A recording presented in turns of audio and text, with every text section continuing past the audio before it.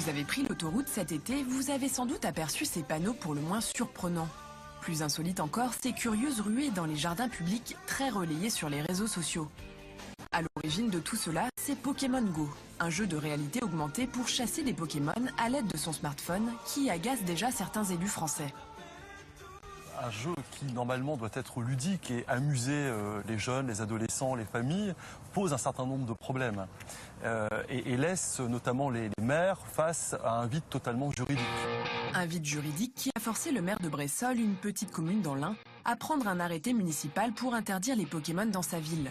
Sa crainte, que les utilisateurs mettent leur vie en danger ou celle des autres en traversant la rue sans regarder par exemple. Mais cette décision n'a pour le moment qu'une valeur symbolique, car il est impossible d'interdire la circulation de ces créatures invisibles et qu'aucune loi ne contraint les pratiques de ce jeu. Je pense qu'il faudra naturellement que la loi s'y intéresse de très très près. Il faudra regarder le bon mode pour que nous ayons en permanence de la régulation et qu'on ne soit pas dans un système qui aujourd'hui est le mode de l'autorégulation qui laisse l'éditeur seul pour réguler son jeu et faire porter la responsabilité au seul usager. Autre problème, en utilisant des données GPS au hasard, Pokémon Go incite parfois à jouer dans des propriétés privées ou des lieux totalement inappropriés, comme ici, tout près de Verdun. Je me suis rendu compte que Pokémon Go était présent sur les lieux puisqu'il y avait des gens la tête dans le guidon devant leur portable qui recherchaient partout sur le site. Je me suis demandé ce que c'était.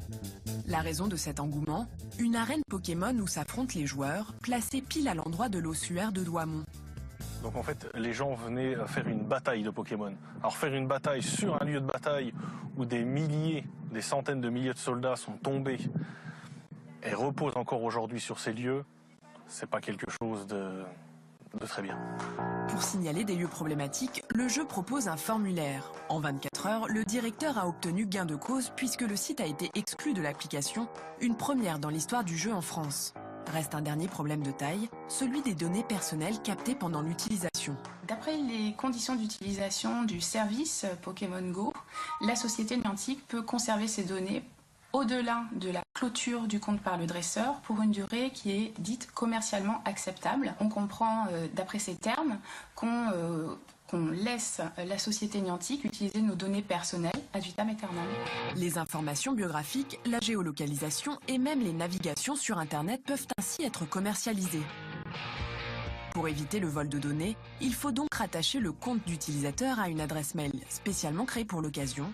Et pour jouer en toute sécurité, ne jamais enfreindre la loi en ce qui concerne l'espace public. Ça pose vraiment, Fabien, des problèmes en termes de circulation? Il y a eu